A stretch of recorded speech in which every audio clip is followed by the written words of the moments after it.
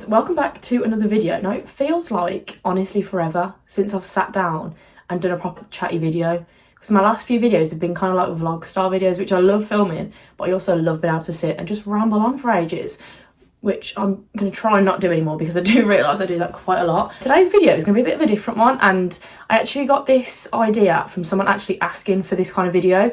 So I think I mentioned it was in my visa vlog video. I actually said that I've created like a Camp America community group chat. This is over on Facebook. I'll insert another screenshot of it here or somewhere, just in case it's something you want to join. And honestly, it's been so nice to speak to so many people, going to so many different camps all over America, and actually find people who have met other people that are going to their same camp or are traveling on the same day, have got the same flight, and it's nice seeing like friendships form from that as well. And obviously it's been really ideal because people have been able to talk about any of their worries, anything they're not sure about, any questions they've got, anything like that. So it's been a really nice little thing there. And actually this video idea came from someone that asked me something in this Facebook group chat. I apologise if it goes really dark all of a sudden. Today, if you're in the UK, you will understand. The weather today has gone so weird. I've seen all 4 seasons. It was really bright blue sky this morning. It's rained, it's snowed, and it's gone really dark again. So I'm hoping it's not going to stay dark for too long. The lighting is still okay, I think. But yeah, so this video is going to be like an advice video, and it's going to be advice on all different things to do with camp. And some things here are things that I've never touched on before in any of my other videos, so I think it'll be a really helpful video for most people. I then did also ask, once I knew I was going to film this video, I asked back over on that Facebook group, just said, what are the kind of things you want advice about? Because in the main, people want advice about being away from home for a long time, long distance relationships if that's what they're in. So I wanted to know a little bit more if there was anything else other people wanted advice on while I was filming this one video. And some things are, like I say, things I've touched on before, some things I haven't spoke about, so it's going to be quite interesting. So yeah, I hope you enjoy this video and thank you for watching. Oh my god, it's now literally just started pouring with rain. I don't understand the weather at the moment. Last week it was 19 degrees. I think it got higher than 19 degrees. I went to work in shorts last week, and today I was freezing in like layers. I'm not even going to touch on it, but so okay, first thing I'm going to talk about is actually probably the thing I've had most questions about, and it's advice on being away from home for long periods of time. And this was something that I really worried about before going. I kind of didn't think about it too much in the run up to camp. It was when I got on the bus to go to camp that I thought, oh my god, I'm not actually going to see my family and my friends for 2-3 months. Like, this is a big deal. And I think it's one of those things, for me, camp didn't feel like it was happening until I was going there. It was really strange. So I feel like it was quite good in the sense that I didn't overthink it all. I didn't have loads of time to think about, oh my god, I'm going to be away from home for a long period of time, how am I going to cope? I've always been quite an independent person anyway. My mum and dad have always brought me up to be like that and feel like that, so I never really worried too much about being away from home. Like I say, it was as soon as I got on the bus and I knew I was going away, and I just cried because I realised like I'm not going to be able to just sit and watch a film with my mum and dad or go out with my friends or go to the shops. And I knew I was going to be in for the experience of a lifetime, don't get me wrong, but before you've experienced that, it's really hard to not think about how much you'll miss at home. And so whenever anyone has asked me about any of this, I've just kind of said, like, camp is so full on. Like, you don't understand how busy you are and how you're on duty sometimes for well over 24 hours if you work at like a sleepaway camp. And this for me is what got me kind of like through missing home. I didn't really feel homesick too much. The only time I really felt homesick was visiting day, and that's when all the parents actually come and visit the campers. And that was the one day I was like, oh my god, I really want this reunion, like with my mum and dad and everyone at home, because I was missing them so much. But you're so busy and you don't really have time to sit and think about home and how much you miss it, because like I say, you do so much. Like within a standard day, if you've watched my like day in the life at summer camp, you will realise how much you actually do, how busy you are, and the fact that you don't really have time to sit and kind of be sad and think about home. And I quite like that, and I think that's why they throw you into the deep end and you have so much going on in orientation. Your first week of camp is so full on, and it's good because not only for you, but it takes your campers' minds off things as well, and it really does help with the homesickness, in my opinion. Some people, I do know, like, they really struggled, and some people do go home if the first few days or the first few weeks of camp aren't exactly what they expect, or they are missing home too much. People do leave. That is something that does happen. Doesn't happen a lot, a couple of people maybe, but don't worry about it, honestly, because you're going to have the best experience, and the summer is going to absolutely fly by. Whenever I say this to people, I don't think they realise how quick these 7-8 weeks are going to go, honestly.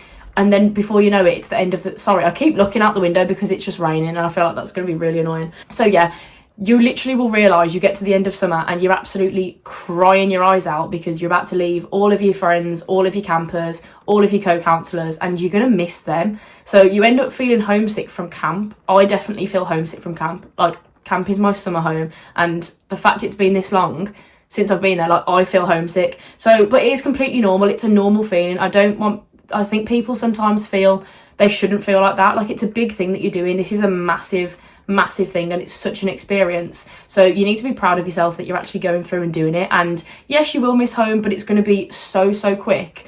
You won't, honestly, you'll blink and the summer will be over. You'll be home, you're like, oh, I miss camp. So yeah, it's honestly, it's not as stressful as you're probably thinking. So the next bit of advice I'm going to talk about is kind of similar, but it's about being in long distance relationships. So this is obviously if you've got a boyfriend, girlfriend, whoever back home, and you're going to be away for the summer. And obviously this is quite hard. Both the summers I've been at camp, I was with a boyfriend. I'm going to be with my boyfriend this year. These were different boyfriends, by the way. But yeah, every time I've experienced camp, I've been in a relationship. My relationship did end halfway through my second summer, but let's not talk about that. Really similar to like missing home. It's going to be a very similar feeling. Obviously it is the same. So you're going to be kept so busy. You don't have a lot of time to think about how much you miss your boyfriend or girlfriend. Obviously you do miss them, but you're so busy that you're not thinking all the time like, oh, I wonder what they're up to, I wonder what they're doing. They're more going to be thinking that about you. And this is another thing I'm going to touch on in the end of this video, but obviously it will really depend on your phone policy at camp. My first summer we were allowed our phones, so for me to stay in touch with home and text my boyfriend and text my mum, my dad and all of my friends, that was quite easy for me to do. My second summer, on the other hand, we had to keep our phones away in lockers, so that was slightly different, and it was harder. Not as hard for me because I was off doing things, I was having fun, I was doing things with friends. It was harder for my ex-boyfriend back home, if that makes sense. So it really will depend on your phone policy, but again, it's going to go so fast, and you need to just more think about how excited you're going to feel when you see each other at the end, and you can reunite and have an amazing time with whatever you do, whether they fly out and meet you in America, you do a bit of travelling together, or you're flying straight home to see them and do something else. There's more things to look forward to. This 7 or 8 weeks is going to be absolutely amazing, and you shouldn't feel like you shouldn't be doing it because you have something back home. I've had a few people message me saying that they're in a relationship and they don't know if they want to do it because of that person, and I do understand where you're coming from, but please don't let that stop you from doing something like this, because it is going to be the experience of a lifetime and you're going to have the best time. I'm so excited for all of you, honestly. So sticking with the kind of theme of feeling homesick, maybe, this next one is like advice on how to deal with your campers feeling homesick. And this is something I actually have a lot of experience with because I had the youngest girls at camp. Again, this will depend on what age you have. If you have the oldest kids or like the middle-aged kids, they're already used to camp. They kind of are more excited to be away from home for the summer, for spending their summer there with all their friends. So it's not too much of an issue when you've got the older kids. If you're going to work with the younger kids, it is a little bit harder because they're so young. Like, my girls were 7 years old when they first came to camp, and it was their first summer. They'd never been before. So there was definitely a lot of tears. There was a lot of upset nights. There was a lot of worries about like missing home and stuff like that. So it is very normal. And I think what worked for me is just kind of being relatable, and I just explained the fact that all of my family and friends are thousands of miles away back in England, and I was like, I really miss my mum, I really miss my dad, and they kind of liked the fact that they could relate in that sense, and the fact that they could kind of see that I was feeling a bit homesick at times. I did miss home, and they like being able to relate to that and to see, oh, we're in the same position and I know I can come and talk to you if I do feel like this. And just honestly being someone that can be comforting, someone that's approachable. If your kids can see you as that person that they really want to come up to and say, oh, you know what, I haven't had a great day, I'm really missing my mum and dad, please just sit and talk to me for a bit. And that building that relationship early on with your campers is going to be so important, because being able to be that and for them to be comfortable with you to come and talk to you about all those things is going to make their life and yours so much easier. At my camp, we have like phone calls every week. So on this day, we'll all go down after dinner and we'll sit out on the grass, and then they get called in one at a time, and they'll have like a 5-minute phone call with someone back home. And this is really sweet to watch, because it's something as well that you can help the kids with when they're dealing with feeling homesick, because you can kind of say, oh, well, in 2 days you've got your phone call, so let's make a list, write down everything you want to tell your family, everything you want to tell your parents, and we can talk about it then. It's all about taking our minds off things and thinking of things out the box, like thinking, oh, everyone's feeling a little bit down, they're all missing their parents, let's set up a game, let's do something fun. It's just about thinking out the box and just being there for them. That is going to be the biggest thing, is just being there for your campers. Yeah, but I think taking their minds off things is like the best way to go about it. Relating, like I've just said,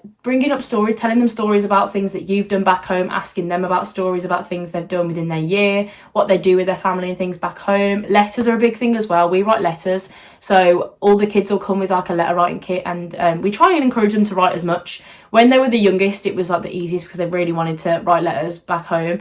As they get older, the kind of novelty wears off and they don't really want to write letters as much. It is going to depend on the age because you have, if you do have the younger ones, yes, it will be hard. Just offering a hug, like sometimes all they want is someone to give them a hug. They've had a long day, they really miss their mom.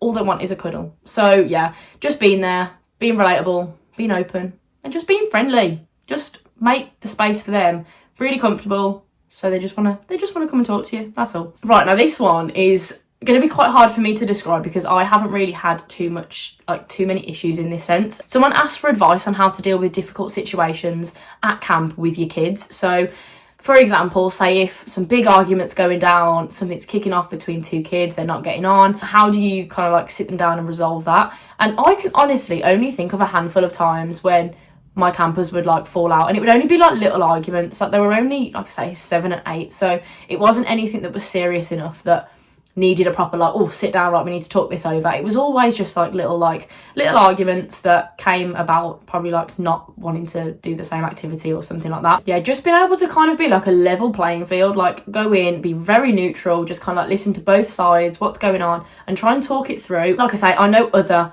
counsellors and other divisions will have different kinds of arguments, there'll be different falling outs, there'll be different hard scenarios for you to go through. Again, I can only base it on what I've gone through, and I've been really lucky that nothing has really happened like that for me at camp. If it was to be a bit more serious, all you need to do is make your head staff aware. You'll always have like a division head, so there'll be someone that is in charge of each division. You just need to go to them, say, look, this is going on. Even with small scenarios, to be honest, they like to be made aware. Like if two kids aren't having a great day, they're arguing with each other, they're not getting on very well, head staff like to know that, or they kind of need to know that, because if then they have a phone call with their parent and they're like, oh, so-and-so said this to me and they've been really horrible, and that's the first they've heard of it, that then comes back onto that head staff member, because normally they would have to tell parents if it's anything like that. So yeah, make sure you just keep everyone in the loop. You need to communicate. You need to just make sure everyone knows what's going on, and yeah, it's just the best way to resolve things. Being open, communicate, let them communicate with you as well. So this is a completely different one off the topic now, and this next one's advice on luggage. And recently I've actually had a lot of people ask me about this, and I think it's because people are starting to prep, they're starting to decide what suitcase, what bag they want to take, and not really knowing what's best to take, how much kind of like what weight allowance they should go for. And again, I'm the worst person to ask for this. If you've watched any of my other videos that revolve around packing or shopping, I'm the worst person. So I would probably say what I am going to take this summer is a really big suitcase, one that will probably allow me to take 23 kilograms. I think that's probably standard, 23 kilograms at the moment. And then a rucksack. I showed these rucksacks in my packing video, so if you want to have a little look in that video, I'll try and remember to link it down below so you can have a little look at what I'm taking. I've got a choice between two decided, but yeah, luggage, it's completely up to you. If you want to go for more of like the backpacking kind of feel and you just want to take a massive rucksack, go for it. More people at my camp definitely do take suitcases. I think when you think about it, a lot of people think suitcases won't be very practical, and at my camp they're absolutely fine. Like there's no reason why you can't take a suitcase. Again, if you're traveling after, you're traveling around America, a suitcase will be absolutely fine. It's completely personal preference. Weight wise, I think, like I say, for hand luggage you're going to get around 10 kilograms. Now I like to take most of my nice clothes in my hand luggage because I convinced myself my suitcase is going to go missing. So I want to have all my nice things in my bag with me that stays with me. Make sure you pack like a couple of pairs of underwear, some pyjamas, just in case, like touch wood, that doesn't happen. But this tip will stay with me forever. When I was first prepping for camp, my very first summer, I read a blog somewhere and this person said like pack at least a week's worth of things into your hand luggage so that if for whatever reason something happens to your big case, you're set and you're ready to go. You've got things when you're waiting for your case to arrive. So hopefully that doesn't happen, but it always stresses me out anyway. So yeah, probably 10 kilograms as my hand luggage bag and about 23 kilograms for my big suitcase. I don't want to take 23 kilograms worth of stuff with me because yes, there is going to be a lot of things that I take that I will leave, and little toiletry bits that I won't be bringing back, and like some trainers that I'll probably throw away. But I want to aim for like 20 kilograms, which is very wishful thinking for me, honestly. If you've seen as well, I'm going to be doing my lookbook video very soon. I went through all my summer stuff and it's going to be like a 4-part video. It's really bad. I can't believe how many summer clothes I have. So me trying to say I'm going to take 20 kilograms is a load of rubbish, because definitely not. And as well, I don't know if anyone else has noticed, but at the moment, airlines are charging an absolute bomb to add extra luggage. Like normally it was always included, like with your flight price, always included checked luggage, as far as I was aware anyway.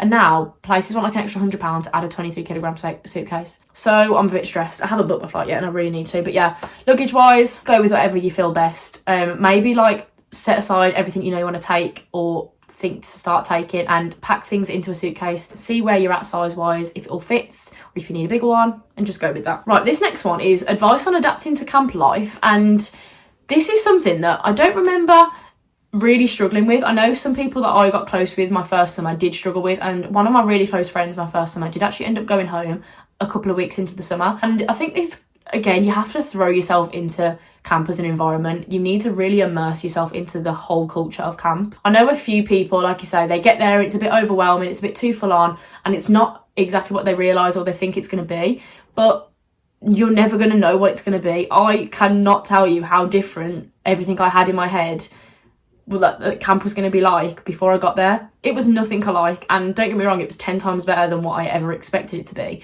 But just to be able to, in those first few days, really put yourself out there, go up and like start a conversation with someone, or go up to a big group of people, try and like ask to get involved in whatever it is they're doing. Put yourself out there, put yourself out of your comfort zone. For most people, the reason you're going to camp is because you're okay with putting yourself out of your comfort zone, or you want to start being able to do that. So yeah, the biggest thing about adjusting to camp life is, yes, it's a really big bubble. I've said this before. Camp is like nothing else I've ever experienced. It's such a strange feeling, but it's such an amazing feeling, because you all become this massive family.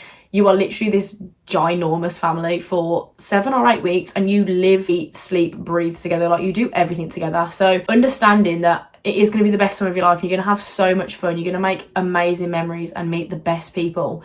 You need to just throw yourself into it head first, put yourself out your comfort zone, and just prepare to have an amazing time. I've said that so many times this video, I must be so annoying. So my next advice kind of tip is going to be about advice on not having phones. I've already mentioned a little bit about this, and it's going to depend on your phone policy at camp. I didn't even think about asking about a phone policy before I went to camp. I kind of just assumed, well, I'll be able to use my phone when I need to use it. And yes, you're not going to have your phone completely taken off you. Like, you are working, yes, but you're also allowed to live and communicate with people back home and stay in touch with people. So for me, our second summer, when we had to leave our phones in the lockers, we were allowed to get it whenever we actually weren't working. So I would go and get it early of a morning when I was going to the gym, use it to listen to music or to phone my mom. I'd then go and sit down at gymnastics and just chill for a little bit. Like I say, call home, text home, see what everyone was up to, and then just put it back in the locker before I was then going to start my day. And again, for nights off, days off, you obviously are allowed your phone. They just don't want you to be on it around the campus as much. And for me personally,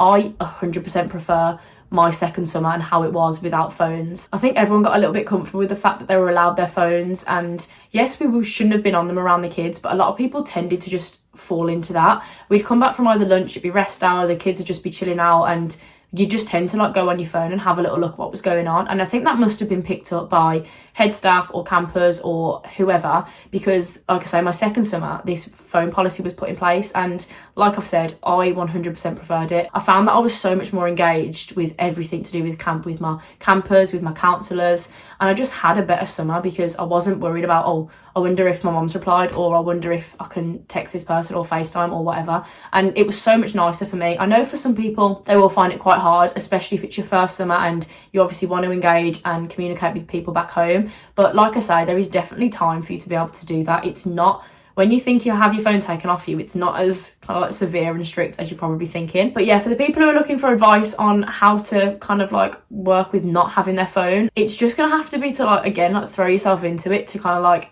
from day one get used to not having it.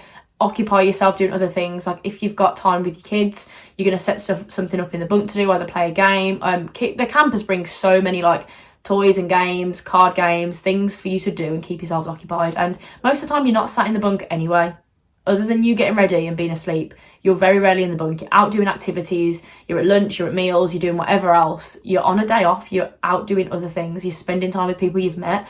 So honestly, it's not as bad as you're probably thinking. We haven't decided on a phone policy at my camp this summer, actually. They asked for some ideas of what they wanted to do, and I kind of said exactly what I've just said. I do prefer being at camp without my phone. The only thing I do miss about not having my phone is not being able to take as many photos. My second summer, I barely had any photos unless it was from a day off, because we weren't allowed our phones. So that's the only thing for me. Like when we get all dressed up and we have these big themed events, I really want to be able to take a photo with my counsellors and my campers and have those memories to look back on. So that's the only thing that did stress me out, and that I didn't like as much, but we'll see how it is this year. Right, so this next one is actually one, again, like I said, this is what I haven't talked about at all on my channel to do with camp. And someone asked for some advice on like feeling insecure at camp. And this is something that I definitely struggled with when I was at camp. My first summer, I ended up putting on quite a lot of weight. I was smashing out the gym, but I also hadn't been around so much like pre-made food. Like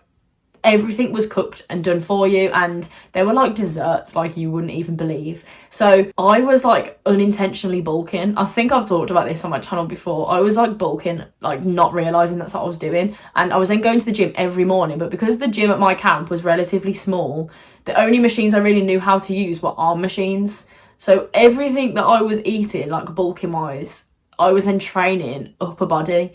So everything just like went to my shoulders and my chest. So I came home looking like quite hench, like I'm not gonna lie. And yeah, that was something that I remember. The one time I felt really insecure was when I actually, on a day off, we went into New York, me and probably like 6 or 7 others, and we were in Forever 21 and we were trying on some clothes, and I tried on this top, and I remember looking at myself in the mirror and just getting really upset because I was like, oh my god, that's not what I looked like at the start of the summer. And it is quite hard. You do end up comparing yourself to people you're at camp with, and sometimes it is really hard, especially if you can feel like, oh, like I feel like I don't look like them, or I don't feel as good as they probably feel, and it is really hard. And feeling insecure is probably quite normal. Like I say, I definitely felt it. I know a lot of people I know definitely felt it, and it's just one of those things that you just kind of have to like adapt to and understand that you are absolutely beautiful inside and out. And I think this is what I need to tell myself, especially at camp, is don't compare yourself to other people, because they're not you, and they're not going to have all the amazing qualities and personalities that you have for you.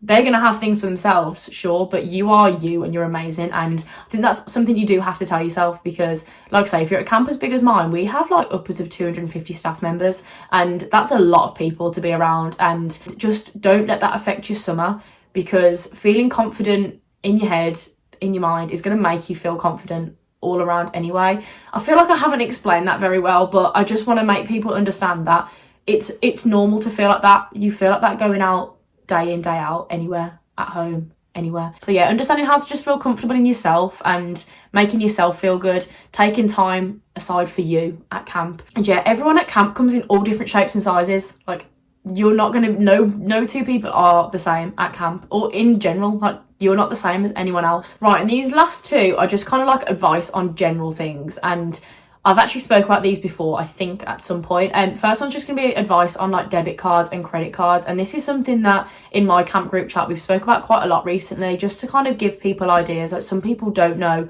about certain card companies that are really good to use abroad, and it's just nice to know what other people have used in the past. I think both my summers actually, I only took my UK bank card, which was a massive mistake, because anytime you try and get cash out, you're charged an absolute, oh my god, it's so expensive. So yeah, I will take my Monzo card this summer, or my Revolut card. Both are really, really good to use abroad. I'm pretty sure you don't get charged anything extra for physically using your card, and you don't get charged anywhere near as much to actually withdraw cash. I think you get charged a slight amount, but it's nowhere near as bad, like I say, as using your UK card. I do think some UK banks, it is all kind of like changing. It is a lot easier to use your card abroad now. So just check with whatever bank you're with and just kind of work out what kind of fees you might pay if you're using that card abroad, and see if it works out for you. I would say take quite a bit of cash. I mean, not a lot. I'd probably take a couple of $100 worth of cash.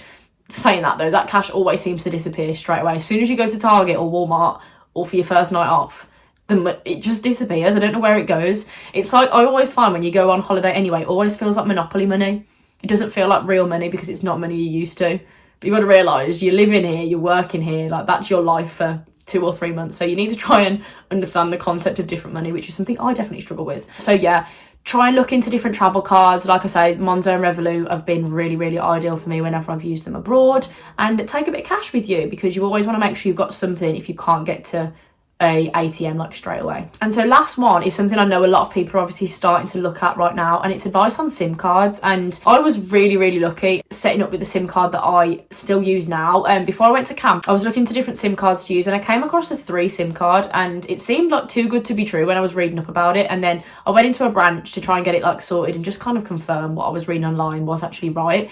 I was with O2 before, and O2 virtually said to me, look, don't even bother trying to set up a travel SIM card with us, because it costs so much money to use your phone abroad with O2. I don't know if it's still the same. Like I say, this was 4 or 5 years ago now. So have a little look around. Again, just reach out to your phone provider, see what they offer. But 3, honestly, has been amazing for me. They do I think it's called Go Roam, or a roam around the world destination package thing, and it's something where it's just a standard SIM card. I can use it in the UK, I can use it abroad, and it works in most countries. I've used it in Bali, Australia, America. I've used it in a lot of places, and it works as a normal SIM card works. It just uses up my data and my phone calls and my text as it would normally. So I think with this, I get something like 15 gigabytes of data, I get unlimited calls and unlimited texts, and that's what I can use abroad anywhere. So the only thing that matters really going down is my data. Like, my texts and calls are literally limited wherever in the world.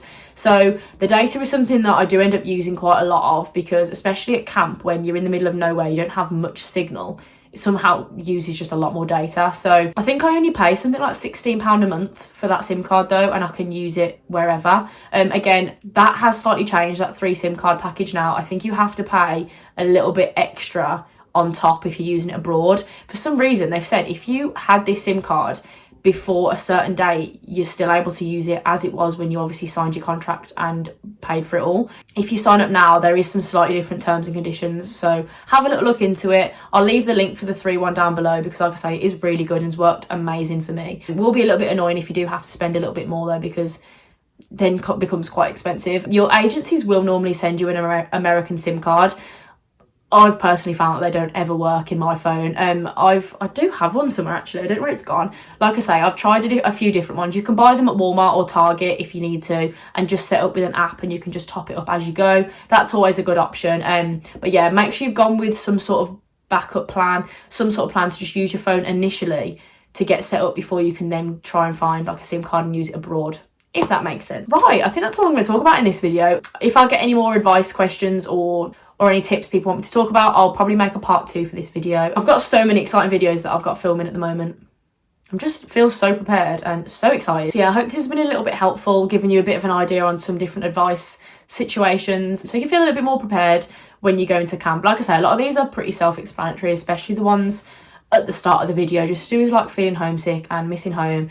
You're all going to know how to handle it, and everyone will handle it just slightly differently. Like, what works for me might not work for someone else. So yeah, I hope it's given you a little bit of an idea on how you can kind of prepare for all these things. So yeah, thank you very much for watching, guys. If you've enjoyed, please give this video a big thumbs up and subscribe, and I'll see you in the next one.